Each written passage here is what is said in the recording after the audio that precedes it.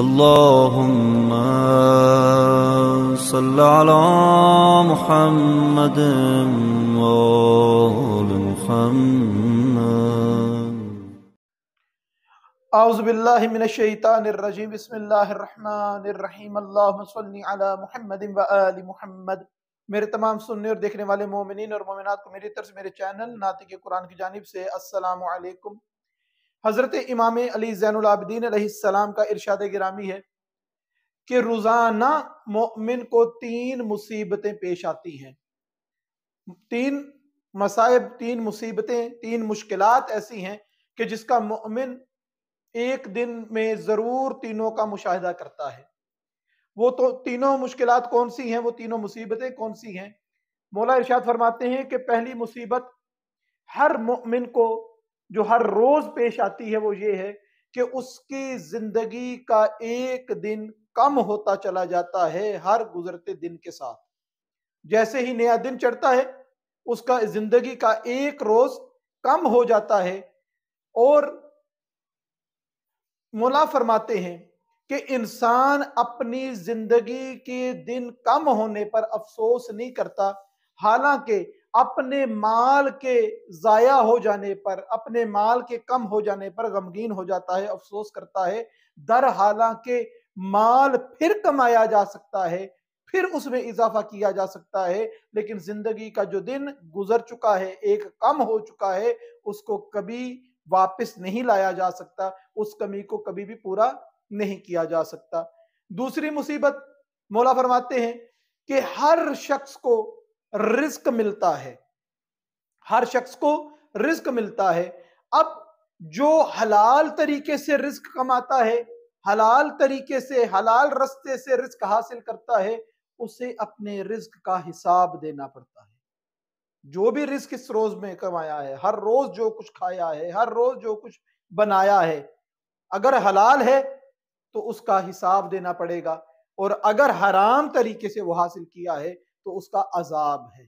کسی بھی طریقے سے مومن اس چیز سے چھٹکارا نہیں کر سکتا کہ بغیر سوال و جواب کے، بغیر حساب و کتاب کے وہ دن اس کا گزر جائے. وہ ایسا رزق کما رہا ہے، یا تو اس کا حساب دینا پڑے گا یا تو اس کا عذاب برداشت کرنا پڑے گا.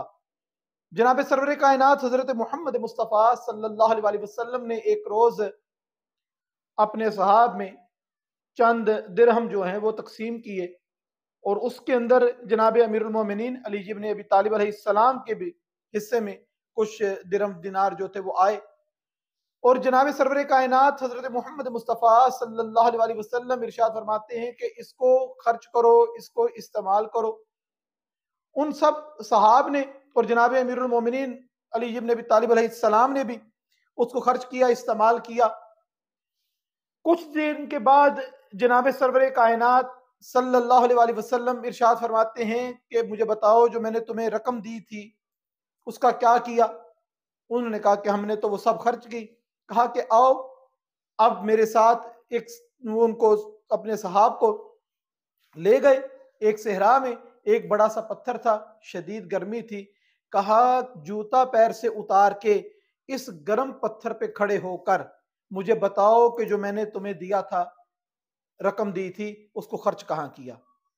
اب جب وہ کھڑے ہوئے اس پتھر پہ اور حساب دینے لگے، اور سب نے حلال کام پر خرچ کیے، کسی نے حرام کے رستے پہ وہ خرچ نہیں کیے، سب نے حلال پہ کیے، لیکن حساب دیتے ہوئے اس گرم پتھر کی تپش سے پیر جل گئے. جب جناب امیر المومنین علی ابن ابی طالب علیہ السلام کی باری آئی تو مولا بھی اس گرم پتھر پہ کھڑے ہوئے اور صرف ایک جملہ بول کے فوراً پتھر سے اتر گئے کہ یا رسول اللہ، آپ نے جو مجھے رقم ادا کی تھی میں نے وہ تمام کی تمام راہ خدا میں صدقہ کر دی.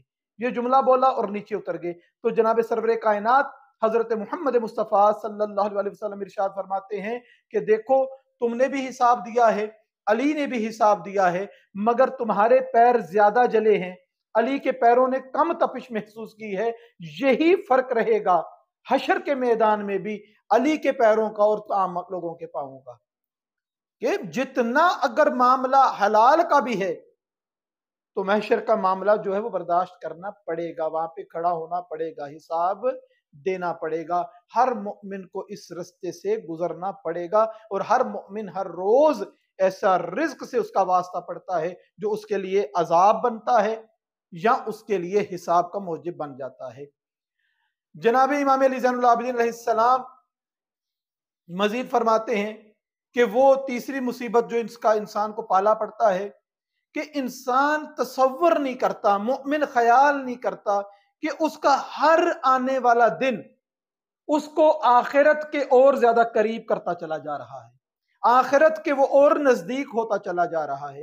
یہ آخرت وہ میدان ہے، وہ مقام ہے کہ جہاں پر اس کا فیصلہ ہونا ہے، یا تو جنت میں جائے گا یا جہنم میں جائے گا، اور یہ مومن اتنا بیچارہ ہے کہ آخرت کے قریب بھی ہر روز ہوتا جا رہا ہے اور یہ جانتا بھی نہیں کہ اس کا انجام جنت ہے یا جہنم ہے۔